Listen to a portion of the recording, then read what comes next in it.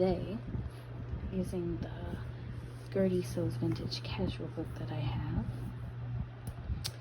So I have started the making of a wrap dress that's in her book, and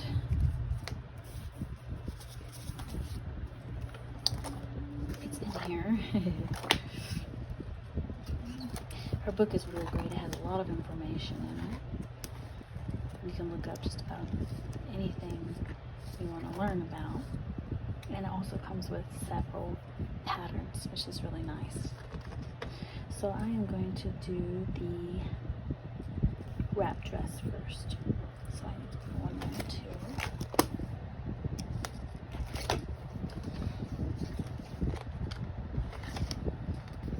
This one. So there's a few things I'm not a fan of, like these strings on the front. I think I'd rather do snaps, invisible snaps on the inside, so it's going to give a smoother finish. And I'm not certain about the lapels or the lapel length, but the rest of it, I think I'm going to give it a shot. Maybe make the skirt a little longer. We'll just have to see. But this is what I'm going to be attempting. So the first step, and it's rather tedious, is to use the pattern to make a copy onto what I'm using is parchment, like kind of like wax paper. So yeah, it's a bit tedious because the pattern is two-sided, so you have to trace it off. But the nice thing is you're going to keep all the sizes, so if you lose weight, you can adjust easily. If you gain weight, you can adjust easily. You will always have your original pattern intact. So what I do is I just open up the pattern, and then I lay tissue paper on top and trace it and write all of the information onto the wax paper or parchment paper. This isn't really wax paper, it's closer to butcher paper but thinner. And then I write everything, like what it is. I basically write all of the markings from the pattern onto here, and then I cut it out. And this is what I will make my pattern, what I will make the cutout pieces of the fabric with. So that's basically step one. I have already done 6 pieces of the pattern, and that is one side of the sheet. I have to trace the patterns of both sides. Both sides are used in the wrap dress. So I will do that, and when I get to the next step, I'll show you that. So after I have traced and cut out all of the pieces for the pattern, then I am ready to number them and also figure out how I'm going to store them, because if you want to make another dress of the same design, you'll want to use the pattern again, or even parts of it to adapt it for other pieces. So you want to be able to store it well. So the first thing that I do is I trace, cut out, then I'm going to number them. And I'm going to look in the book to see how many pieces I should have. And so, for example, if there's 10 pieces, I will name 1 out of 10, 2 out of 10, 3 out of 10, and so forth. So that way, later down the road, I find I'm missing 7 out of 10. I know what piece I need to retrace. Okay, so that's the next step we're going to do. Oh, and another note, using this wax paper, or it's parchment paper, I realized tape does not work because it won't stick. So I decided to use staples to hold the pieces together for making the larger pattern pieces. The small pattern pieces, you don't need it, but the very large ones where one sheet of paper would be too small, I just stapled it together. And yeah, so that's a good note to do if you're doing this method. Hi guys, so today I'm working on the dress again. I am cutting out the pattern pieces now, and because I didn't have enough fabric, I've had to make some more modification to the original design, such as leaving off the pockets, leaving off the collar, and the tie. But the tie I was originally going to leave off because I don't want to add any bulky items to my waistline, since my waistline is not naturally very defined. However, if you are making this for yourself and you happen to have a slim waistline, then yeah, putting the tie around the waist would be good. Now, I'm going to leave it off, and I'm going to make just like a no accent point there. I'm going to add some snaps. So, but the collar I was going to do. Now, it's not too late to add the collar. I could add it later. I could do a different color fabric. If this is still there, I could of course get it, and I might have enough scraps to do it anyway. Or I could get like a white or a green fabric to go with this and do the collar in that, which also might be a nice contrast or accent. But, or it might look too little girlish. We'll see. I might just leave it without the collar. Yeah, so we'll decide that later. So yeah, I'm cutting out all the pieces using, conserving the fabric the best that I can. And I'll show you another modification I'm doing. So here I'm working on the sleeve. And as you can see in the design, the sleeve is a cap sleeve. So, meaning it's kind of curves up. And I don't want to really highlight my bicep. So I don't like that design. I think I look better in more of a straight design.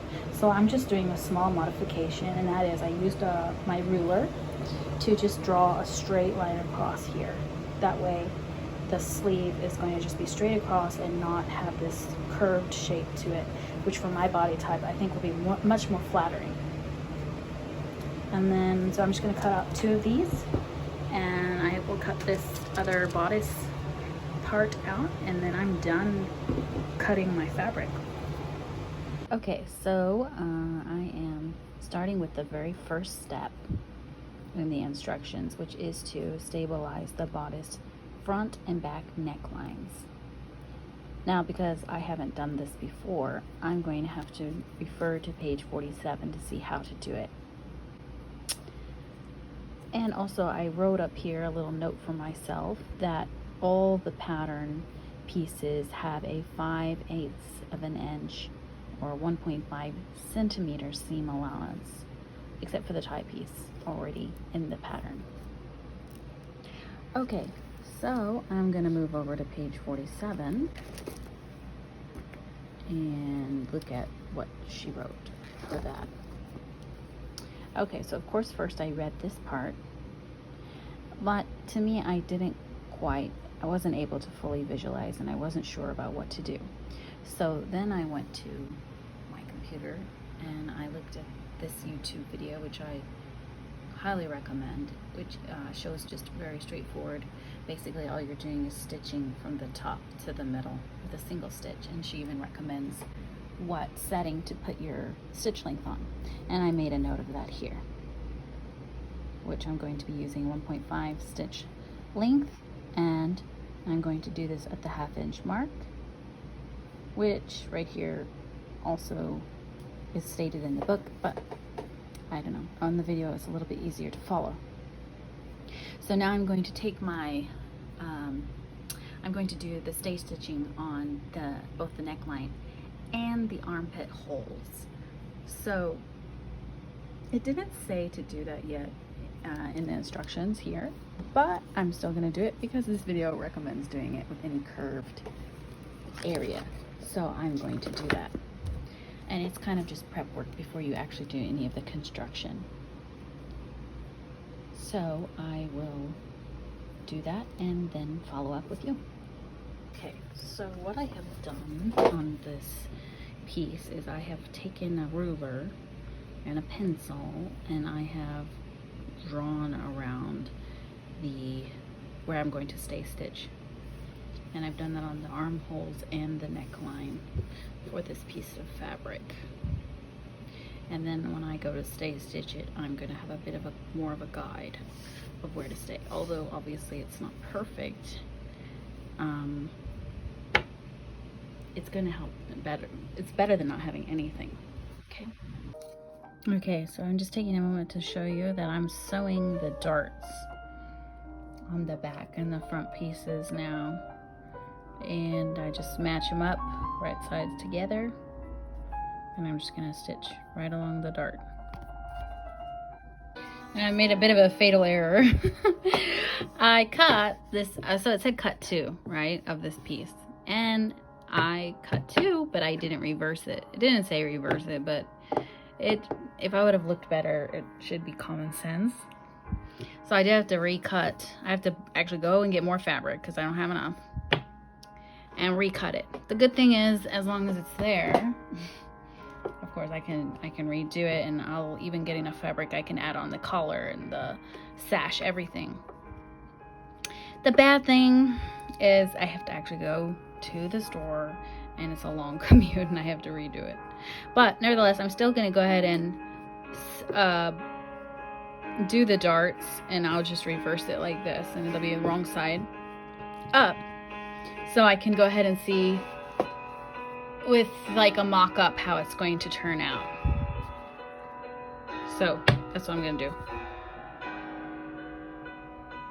I have basted this. Now I have to match the front side of the shoulder to the back side of the garment. So here's the current progress. I went back to the fabric market, got more of the same fabric, and I cut it out properly. And now I have stitched both of them at the shoulders. And now I am going to go to the sides and stitch the sides together on both sides. And I'll show you that progress. Okay, so now what I've got done is I have pinned some bias tape that I made along the back part of the neckline. And the reason I did only the neck of the back neckline is because I'm still not sure if I'm going to use bias tape around the front, or if I'm just going to hem it. It'll depend on how much it closes. Like, for example, if I hem it too far, more likely it's going to be gaping in the front than if I use bias tape. So I will have to do a fitting before I decide on how to do it. But I definitely know I need the neckline of the back done. So I'm going ahead and doing that, and I'll show you that when it's done. Okay. This came out fantastically. It's so much easier having only a semicircle. Plus, I learned a great deal. I mean, like, obviously I didn't stitch all the way down here, but I still have to fix that. But what I realized doing it this time was whenever you're pinning your bias tape, if you round the neck a little bit with your fingers and pin it while you're holding it in a rounded shape, it's going to pin much easier, and then when you go to sew it, it's going to have more of a neck rounded shape. So yeah, also this fabric is more flexible. It has more of a drape than the other fabric I'm using. It's still cotton, and but it's very light, and it has much more of a drape to it than the tighter woven that I tried before. So that could have added to the ease. But look at that. That is fantastic, and it's so hard to do. So I did a fitting, and I'm not sure yet. This might be too big, even though I tried to follow the measurements. It might be a bit big, but we'll just adjust once we get there. So what I'm gonna do is I think I will add the bias tape all the way down, because that's gonna keep it from showing too much cleavage. Even though of course I could adjust it, I'm not going to. I think I'm gonna do this nice bias tape all the way down to here and all the way down on this side, even though it is kind of a pain to make because you have to make it by hand. Basically, I cut a piece of fabric on the bias of the fabric, and I make it big enough so that I can, it's about 4 times the size of this, so I didn't measure, I just estimated, but I'm gonna go ahead and measure this time. I will measure from here to here and then times 4, so you can fold it over. And yeah, so that's how I made this bias tape. But I'm so happy with that. Praise God, it's really hard to do. The neckline sucks and I was not looking forward to it, but it eased in much better than I expected. So yeah, the next part will probably be, I'll put the bias tape all the way down here. This is not according to her pattern at all. This is quite different because she had a collar on here, but I just wasn't feeling the collar. So even though I got more fabric, I could have cut it out. I think I'm going to keep it more plain and simple for my body shape because already I'm kind of top heavy, so I don't want to add too much more bulk than's already there. So I'm going to, yeah, just do this part next, make the bias tape, and then I'm going to start working on easing in the sleeves. And then, yeah, so we'll go from there. I'm taking a break. As you can see, I'm doing paint by number. I don't just sew constantly because it is hard work. You have to think really hard. You have to plan perfectly, and it's very precise. So I like something where I don't really have to think, like this paint by numbers, which will be really pretty in my living room when I'm done, going with my orange blossom drapes.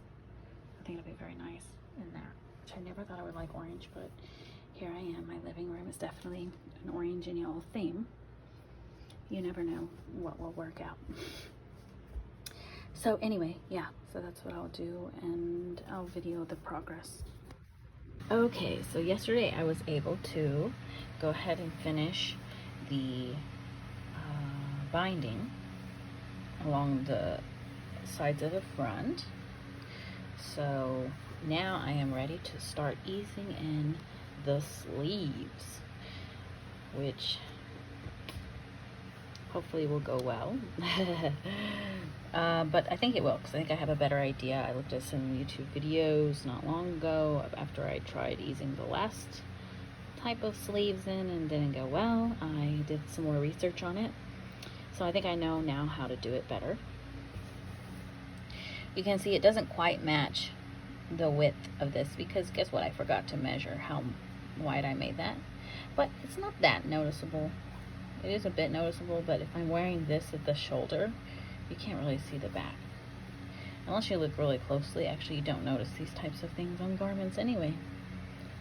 So this is going to be like that. But all in all, I'm quite happy with it. And it was easier.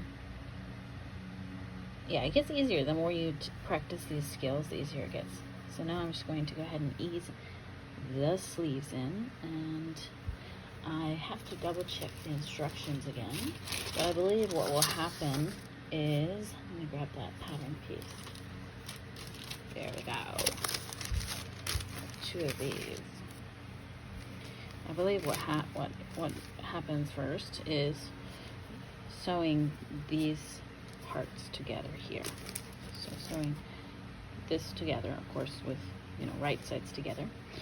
And then I have to put I believe it's called a basting stitch around the top, and then gather it together and then start to ease it into the armhole, which of course round shape is the most challenging part of any part of sewing, anything round. But I think it's going to go well because I have some more information on it. So yeah, once I get the sleeves sewn together and eased in the garment, I'll show you the progress. Okay, so really quick, I thought I'd show you this part because most of sewing is preparation. So I already sewed the edges together and I went ahead and finished them. But here, I need to do a basting stitch, and so I can gather it together and ease it into the sleeve. And I found that I need to measure.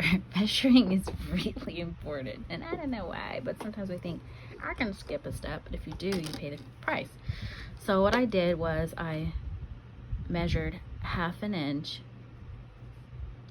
and I marked little spots with this ruler in different places. So I moved it up here and down here, all the way around a little bit, and then I connect the lines with this curved ruler I have, which is called a French curve. Here they call it something else, probably because it's probably a copy of something else, but originally it's called a French curve. And then it helps you do the curved lines much better, obviously, because it's rounded. So anyway, after I do that on both pieces, then I will go ahead and do my basting stitch. That way I can make sure that I'm doing the exact same thing on both sleeves, because you don't want one sleeve shorter than the other or just higher up on the shoulder than the other. So these are wonderful tools. As soon as I got them, I began to realize, wow, it's kind of impossible to sew without them. Of course, probably our grandmothers didn't have them, but praise God, we have plastic. And because the transparentness allows you to see exactly where everything is, and it's just so much easier to measure, and you can tell what's on the other side of the ruler much more easily. So I highly recommend having a transparent ruler like this. And I like this one because it has both the metric system and then what we use in America. I don't know what system that is, but the rest of the world uses the metric system, except maybe England. So having the metric system is going to open up your world when you're following tutorials online, because almost everyone else uses the metric system. I don't know why we don't. And yeah, and then this ruler is just really helpful to do rounded things, because you can match up 2 points kind of perfectly on a rounded object and find where it is in the ruler and then draw the line there. So yeah, these are great tools. All right, I'll show you when I've made some more progress. Okay, so having done the sleeves eased in okay. They're not exactly the same as each other, but I'm really happy they went in much better than the last time I attempted this. So that means, yay, my skill level got better. The bad news is I did another fitting, and this blouse is just too big. Even though I followed the measurements, the length of the shoulder is way too long. Should be more like half of that. And so it's just too big. And the back is definitely too big. So I tried several ways of pinning it. I sewed it a little. I tried to make it smaller without completely taking it apart. But lo and behold, it's just not going to work out. I would have to definitely do a smaller size. So I learned an important lesson, and that is, don't go with just one measurement of your body. Maybe go with what the majority of your measurements are going to line up with, and then the one that doesn't work out, figure out how you can adjust. But again, this is a great learning curve. A failure, but a great learning curve. So I am going to finish it. I'm going to go around, finish all of the seams. I'm going to add the skirt to it, and I'm going to turn this into my house dress, which I can just wear, you know, around the house whenever I don't want to wear my other clothes, something I can easily throw on, almost like a robe. And I will still add the snaps to snap it in place rather than the tie. But yeah, it's definitely too big. But it's okay. It's very soft and cozy, and I learned a lot from this failure. So at first I was very disappointed because I tried many strategies on how to make it smaller, and none of them worked out. It just didn't look right, didn't lay right, and it was just funky. So I had to rip out at least 2 or 3 tries. and I was like, oh, should I quit sewing? And then I thought, you know what, no. Just because something is hard doesn't mean you should quit. Yeah, and at least I should do it for my kids in the future, because I have noticed almost all of my students, they don't want to try anything that's hard. They don't want to try anything that they fail at. And that is a danger for future generations, because if you don't try things that are hard, and if you just quit because it's hard or because you fail, then of course you'll never accomplish anything truly meaningful in your life, because at one point or another, everything's hard. Everything is hard at one point or other. So failure is to be celebrated. So I'm not throwing this away. I'm going to finish it. It's going to be my house dress. It'll be nice and roomy and cozy, although not particularly flattering for my body. And the next time I go to make another pattern out of that book, I learned an important thing, and that is maybe match up most of the measurements and figure out how to adjust the one that doesn't work, rather than going with the one that doesn't work and then just making it all, the rest of it, too big. So all in all, I am happy with this.